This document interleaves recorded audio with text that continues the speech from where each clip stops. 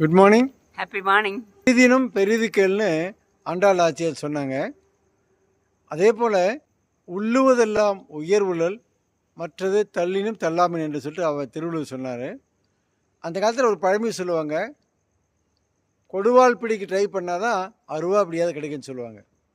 உங்கள் வாழ்க்கையில் நீங்கள் என்ன வேணுமோ அதை சரியாக கேட்க தெரியுமா?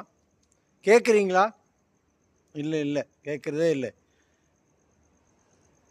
நீங்கள் எதுவாக நினைக்கிறீங்களோ அதுவாக ஆகிறேன்னு சொல்லிட்டு பகவத்கீதையில் சொல்கிறாரு.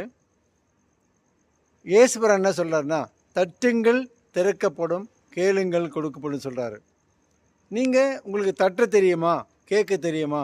இல்லை. அதனால தான் பீப்புள் அப்படியே கஷ்டப்படுறாங்க.